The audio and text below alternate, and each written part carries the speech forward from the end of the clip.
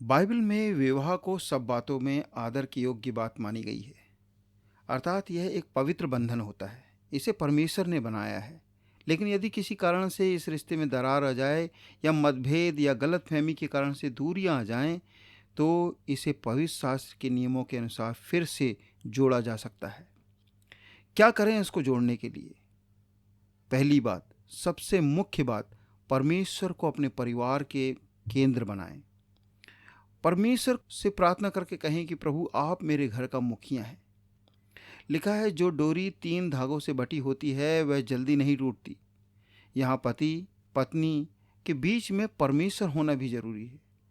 बहुत से पारिवारिक मसले समझ से परे होते हैं, लेकिन जब हम परमेश्वर को अपने परिवार की सब बातों में हस्तक्षेप करने देते हैं तो परिणाम बेहतर होते हैं। क्योंकि घर को यदि परमेश्वर न बनाए तो बनाने वाले का परिश्रम व्यर्थ होता है। भजन संहिता 127 के 1 में लिखा है। दूसरी बात, क्षमा करना सीखें। बाइबल में मत्ती रचित सुसमाचार के 6 के 14 में लिखा है, यदि तुम मनुष्यों के अपराध क्षमा करोगे तो तुम्हारा स्वर्गीय पिता भी तुम्हारे अपराधों को क्षमा करेंगे। बहुत बार हम बहुत सी बाहरी लोगों को अपराधों को क्षमा कर देते हैं, लेकिन अपने ही परिवार के लोगों को क्षमा नहीं कर पाते। सच्ची घटना बताता हूँ। कुछ समय पहले मैं उत्तराखंड के हल्द्वानी क्षेत्र में सेवा करने के लिए गया था। वहाँ मैं एक बुजुर्ग अंकल से मिला। वे लगभग 80 वर्ष के होंगे। अपनी बहुत आलीशान हवेली के बाहर एक छोटी सी कुटिया में बड़े उदास रह रहे थे। पूछने पर उन्होंने बताया कि बहुत वर्षों से उनकी पत्नी से बात नहीं होती है। वो हवेली में रहती हैं और अंकल जो है वो एक छोटे से मकान में रहते हैं। मैंने ज़्यादा जानने की कोशिश नहीं की कि ऐसा क्यों हुआ है, लेकिन मैंने जैसे ही उनसे एक बात कहा, अंकल आप समझदार हो, अपनी पत्नी को माफ़ कर दो, चाहे जो कुछ भी क्यों ना हुआ हो। इतना सुनते ही उनकी आंखें भर आई, गला भर गया, कुछ भी बोल नहीं पा रही थे। बहुत बार हम दूसरों को माफ़ करके स्वयं को आज़ाद कर लेते हैं। तीसरी बात, सुनने की कला सीखें। बाइबल में लिखा है कि हर एक मनुष्य सुनने के लिए तत्पर और बोलने में धीरा और क्रोध में धीमा हो। समय के साथ साथ मुझे भी लगता है कि सुनना एक कला है, क्योंकि हर कोई सुनाना चाहता है, कोई भी ध्यान से नहीं सुनता है। ज़्यादातर रिश्ते इसलिए बिगड़ते हैं कि वे एक दूसरे की नहीं सुनते। स्त्री कहती है, मेरा हस्बैंड मेरी नहीं सुनता, बाकी सभी की सुनता है, अपने दोस्तों की सुनता है, मित्रों की सुनता है। इस प्रकार पुरुष कहते हैं, मेरी पत्नी अपनी माँ और बाप की सुनती है, अपने पीहर वालों की सुनती है, लेकिन मेरी नहीं सुनती। और वो गुस्सा फिर बहुत सी बातों में निकलना शुरू हो जाता है। पत्नी और पति को चाहिए कि वे आपस में एक दूसरे की सुने और दोनों आपस में मिलकर परमेश्वर की से भी सुने और इस प्रकार अपने परिवार के भविष्य के लिए बेहतर निर्णय लें। अगली बात है कि नियमित रूप से पारिवारिक प्रार्थना करें। कुलुसियों के 4 अध्याय के 2 वचन में लिखा है, प्रार्थना में लगे रहो और धन्यवाद के साथ उसमें जागृत रहो।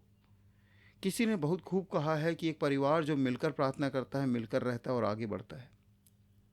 बाइबल कहती है कि धर्मी जन के तंबू में जय जयकार की ध्वनि सुनाई देगी।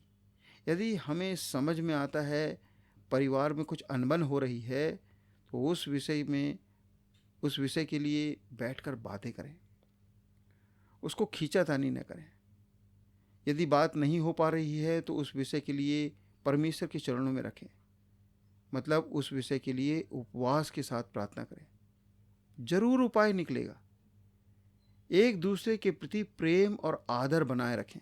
इफिसियों 5 अध्याय के 22 वचन में लिखा है, हे पत्नियों अपने पति के अधीन रहो। हे पतियों अपनी पत्नी से प्रेम रखो। आपस की बातों में भी आदर होना चाहिए। बहुत बार समय के साथ साथ शिष्टाचार चला जाता है और एक दूसरे की कमजोरियों को जानकर गिराकर या हमेशा तुनक मिजाज के साथ बातचीत होने लगती है। तो ऐसे में रिश्तों में खटास या दूरियां बढ़ने लगती है। कभी भी पति पत्नी दूसरों के सामने और आपस में तुच्छ या हीन दिखाकर बातें नहीं करना चाहिए, बल्कि जितना हो सके एक दूसरे को आदर के साथ बातें करें। पत्नी की तारीफ करें, पति की भी तारीफ करें। उनके भोजन को लेकर, वस्त्रों को लेकर तारीफ अवश्य करें। अगली बात है कि अहंकार को दूर करें। नीति वचन 16 अध्याय के 18 वचन में लिखा है कि विनाश से पहले गर्व आता है और ठोकर खाने से पहले घमंड होता है। हम एक ऐसे समाज में रहते हैं जहाँ कोई किसी के सामने झुकना अपनी तौहीन समझता है, इसलिए रिश्ते टूट जाते हैं, लेकिन उनका घमंड नहीं टूटता है। दोस्त यार भी ऐसी सलाह देते हैं, यार कैसे मर्द हो, अपनी पत्नी के गुलाम जैसे हो, उसी की बात मानते हो। देखो, परिवार के राजा और रानी पति और पत्नी ही होते हैं, इसलिए आपस में एक दूसरे की बात सुने, दूसरों की नहीं। आपको अपने संबंध मजबूत करना है, तो कुछ बातों में कभी कभी अपना घमंड छोड़कर सॉरी कहना चाहिए, सॉरी बोल देना चाहिए। आज सॉरी की स्पेलिंग सबको आती है, लेकिन सॉरी बोलना किसी को नहीं आता। पुरानी बातों को बार बार ना दोहराएं। यिर्मयाह के 31 अध्याय के 34 वचन में लिखा है, परमेश्वर भी हमसे कहते हैं कि मैं तुम्हारे पापों को फिर स्मरण नहीं करूँगा। जिस प्रकार परमेश्वर हमारे पापों को स्मरण नहीं करते, वो भूल जाते हैं और क्षमा कर देते हैं, उसी प्रकार हमें भी अपने रिश्तों को और उनकी कमियों और गलतियों को भूल कर क्षमा करके आगे बढ़ना चाहिए। खुशी खुशी जीवन बिताना चाहिए, आपस में झूठ नहीं बोलना चाहिए, एक दूसरे के प्रति विश्वास योग्य रहना चाहिए, न केवल सामने बल्कि अकेले में भी। निष्कर्ष में बस यही कहूँगा कि एक परिवार की नींव है विश्वास, अतः एक दूसरे को विश्वास के साथ आगे बढ़ाएं, एक दूसरे का विश्वास कभी नहीं तोड़ें और अपने पति या पत्नी को प्राथमिकता दें। बाइबल कहती है, जिसे परमेश्वर ने जोड़ा है उसे कोई अलग ना करे। प्रभु इन वचनों के द्वारा आप सबको बहुत आशीष दे। God bless you.